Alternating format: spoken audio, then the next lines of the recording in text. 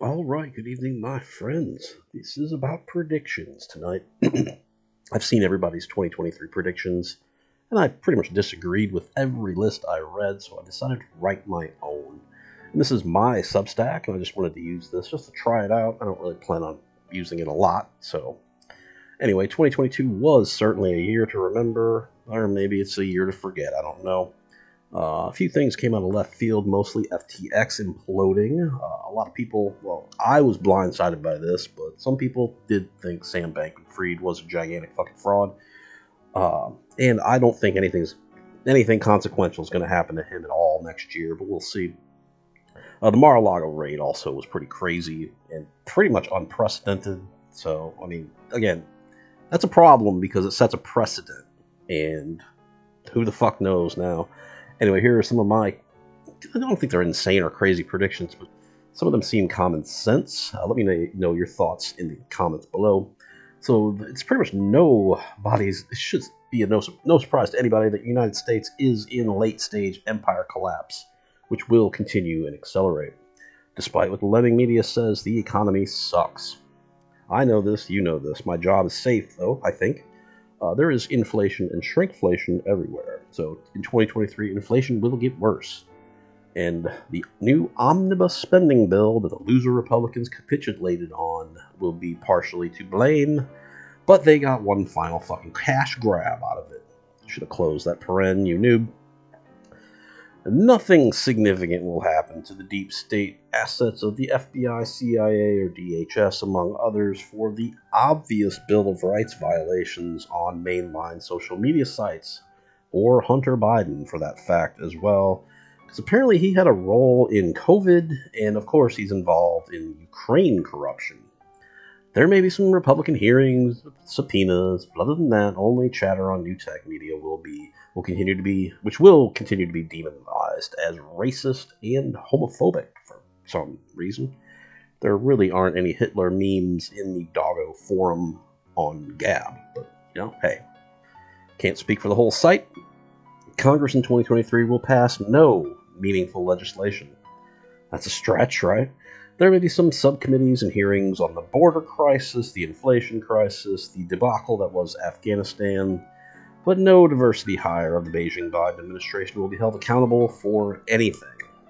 Now, before 2016, there was kind of a WWE-esque conflict between the Republicans and Democrats. They pretended to be adversaries, but in the end, they were all drinking buddies. But after that, any sense of fair play was thrown out the window by the Democrats. The logical reason is the entire Democrat Party leadership is illogical, emotion-fueled women, as well as a bunch of cuck male feminists like Cuck Schumer, who's probably a pedophile. And these people do not play nice. They are ruthless. So unless the pussy-ass Republicans decide to play that game on their level, they will continue to be the losers that they've been since 2008. Now, I do not really think Donald Trump is a Republican, but he has to run under a major party affiliation. He's certainly not a fucking Democrat now. So, next prediction, several legacy media properties will go bankrupt and never return. It'd be really awesome if Washington Post and the New York Times are two of them. And new tech will continue to supplant legacy sites. Rumble will storm into second place behind YouTube. I don't count TikTok because that is a Chinese spyware apparatus, application, device, app. But Rumble will close on YouTube and close on them quickly. And Twitter will also introduce hosted video content, probably not even Vines or Periscope or whatever they had before, but long-form video content. They already have Spaces, so I think that's the next logical step. And by the way, a little known fact, the version of TikTok that China foists on its population is sending them, first of all, it shuts off at a certain time of day. And two, they only allow a certain amount of usage. And three, their algorithms show the children good content, safe content, classical learning content, like classical music, for example, or classical poetry, or legit history, not the whitewashed bullshit we get. So again, they don't give the Chinese population the depravity and the general stupidity that is TikTok. They give that to us. So that's why I tell people to always just delete TikTok, pretend it fucking exists, and move on.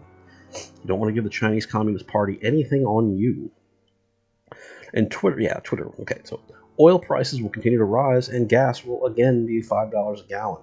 This one was kind of questionable because of Beijing Biden's demand destruction and the SPR releases, which are probably going to stop. Joe Biden doesn't give a fuck about being reelected anymore, so he might just say fuck the SPR and sell it all. Rolling blackouts will begin in the heart of January and February during cold snaps, and hopefully this will kill the dream of electric vehicles, and hopefully the Green New Deal as well. They did get one run at the cash grab trough, though, with, I don't know what fucking bill it's called. It's not the infrastructure bill, I don't think. It's the one after that. The one bullshit bill after. So, again, people can't grasp the logic of how much you build grid capacity out that would get even a 20% EV adoption. It does not exist, and it will never exist, especially with wind and solar. There needs to be continuous base load generation, and they're not funding that shit anymore. It's too dirty. Banks won't touch that. It's ESG. It needs to go. I was fired in 2022 for being a straight white male thanks to ESG. That was fun. And the Great Reset will devolve into being mocked wildly, may even become more memed, and may even become a euphemism for failure. And World Economic Forum members will be shamed into obscurity, maybe not in 2023, but hopefully in the future. And this is the one that really concerns me. Fertilizers will be rationed and be more expensive. The food yield in 2023 in the United States will be significantly lower than normal. And the Beijing Biden regime will again push for the culling of cows and chickens to raise the prices on meat even more. And for the first time in most people alive's life, there may be food scarcity in the United States food supply. Now, the United States is a net exporter of food now. There's no guarantee this will always be the case due to Beijing Biden's self-destructive decisions. COVID, that's a fun one. Certain states and cities will again push for COVID emergency measures, masking, remote learning, lockdowns, and the public, I believe, has had enough of this bullshit and will not comply. And again, if someone issues a mask mandate in your county or city, fuck them. What are they going to do? Arrest you? What are they going to do? What are they going to mandate next? I wear red Cardinals baseball caps every day? Fuck off. Anyway, again, I think everyone's had enough of this bullshit. And again, don't comply. Don't comply with anything. All right, and the federal COVID emergency will continue through the entirety of 2023. And this is not well written. The emergency use authorization for the vaccine will, of course, continue, but the United States will not pay for it forever. I meant to update that. I guess I did not. And vaccination, if you have to pay for it or your insurance company has to pay for it, the vaccination level is going to drop to basically nothing. And please note that Pfizer nor Moderna will ever produce one vial of the FDA-approved vaccine, which the media has continued to ignore. And there's some chatter recently about the FAA starting to raise red flags about pilots should not be cleared to fly if they are being treated with non-FDA approved medication, i.e. the vaccine. We'll see where that goes, most likely nowhere. And this is going to be my favorite one. The vaccine narrative will ultimately shatter as Florida starts the ball rolling in the fraud investigations against Pfizer and Moderna. Big pharma execs will conveniently be in non-extradition countries when these rulings come out and will not suffer any consequences at all. Nobody will be held accountable in a court of law for the vaccine. If the vaccine program stops, that's the start, but these people need to be punished because it was fraud from day one. We've been telling you that for a long time. But I cannot rule out the court of revenge against all levels of the medical establishment. I hope you don't work in a medical facility with a vaccine zealot director. There will be a Twitter files trial. I kind of knew about this one earlier, so this wasn't really a a stretch. Damning Twitter files drop to fraud Fauci and the rest of our, quote, experts. Again, the new Congress may hold hearings, but they will be ignored, and everyone will develop Fauci amnesia. So this one actually did come to pass already. This was written on the 30th, and this is today at 7 p.m. Pronouns are prosecute Fauci. Hopefully that'll be juicy. I may cover that. Now, the excess mortality due to died suddenly in turbo cancer. Here's a died suddenly right here. Second ABC News producer dead within a week. That was from yesterday. Eric Gonzalez died overnight following the death of producer Dax Teixeira, 37, on the 23rd of December. Huh. You know, they can't keep hiding this shit forever.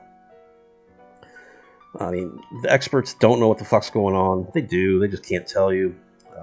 The people are noticing this, and they know the reason why. It was introduced in 2021, and everyone else is like, I don't know what's going on. I don't know what happened. I don't know what's going on. It's pretty obvious. The deaths are mostly in younger working age people, which might cause severe dislocations in the workforce. Now, the Southwest snafu may be a glimpse into the future of breakdown events, which should become more frequent. So, world events, these are fun. China will again be a complete ball of chaos. They're kind of in a bind here because they have a massive COVID outbreak, but they cannot do COVID lockdowns anymore, COVID tyranny anymore, because there will be massive protests. So China is allegedly open, and COVID is ravaging their megacities and killing a great many. Or so they say. We don't really know. China doesn't give a fuck about dead people as long as they aren't higher up ranking CCP assets. But in Asian politics, looking bad or losing face is way worse than 100,000 dead people. Take that for what it's worth, too. So, Russia, Ukraine. Russia will continue to grind down on Ukraine. If you listen to the legacy media, Russia is going to lose the war every day until the very last day when they win. The media, God, the media on the Russia-Ukraine war is so fucking terrible. I don't know who they're using as a source. Probably nobody. They're just making shit up, basically. I follow some Russian Telegram channels, and again, that's propaganda too. Don't kid yourself. But Russia is kicking their ass. So, Russia is also holding back a percentage of their forces and attempting to avoid civilian casualties. They have been attacking infrastructure lately, very effectively, I might add. They've been on missiles for 8 months, but somehow they're using missiles to attack all their infrastructure. So they're going to complete most of their objectives, which will be a land bridge to Crimea at the very least, and possibly pushing as far as Odessa, cutting Ukraine off from the Black Sea. The West will have no choice but accepting the surrender. Despite the bluster, our economies may already be in shambles by then. Now, this is a kind of a weird twist here. The remainder of Ukraine might get partitioned up by Poland and Hungary, who will run it with less corruption. We shall see. Don't know. No one in the Beijing-Biden zero life skill diversity hire administration is insane enough to invoke a nuclear exchange with Russia. But again, hopefully that one comes true. The border invasion crisis will continue to deteriorate. There may be as many as 2 million new illegals here in 2024. Crime will increase, especially in the blue cities, and will be ignored by the city leadership. That's a big one. That's a big leap of faith. And red state governors will continue shipping illegals into sanctuary cities, making them even more hellish. Looking at you, Ron DeSantis. And culture issues. We didn't go too far with this one, but the push to sexualize children was a bridge too far, and soon violent outbreaks will escalate. And this is going to hasten the balkanization of the United States. Parents have had enough of this bullshit and will vote with their feet. Expect more mass migration out of California, Illinois, Washington, and New York into Florida, Tennessee, and Texas. And leftoids will still not be happy. That's a shock, even though abortion will still be legal in most states. And this is a good one here. Gun control laws are going to be increasingly rolled back, despite the push for more gun control by China Joe. Every attempt by the states to restrict guns will be slapped down, especially you in fucking New York and fucking Oregon. And that's all we were going to cover tonight, my friends. So that's why I tell you to stock up on storable food. There may be food supply issues for the first time in my lifetime. Now, I know that I grew up in Missouri in the 80s. And yeah, you couldn't get fucking corn on the cob in November. Or no, you could get it in November. You couldn't get it in like March. Thanks to the miracle of globalization, you can. But the world needs to get back to local. That's the best way. You know, maybe you don't need the strawberries in January. You know, maybe you should fucking wait when the strawberries are in season where you live. So, even though Florida has 2 strawberry seasons, I might add. So, yeah. Prepare for the worst, though, my friends. And thanks for subscribing in 2022. We've had about 150-ish sub growth across all platforms. That's not bad. I hope you're entertained. So, thanks for watching. Hope for the best, prepare for the worst, and stock up on some non-perishable food. And God bless.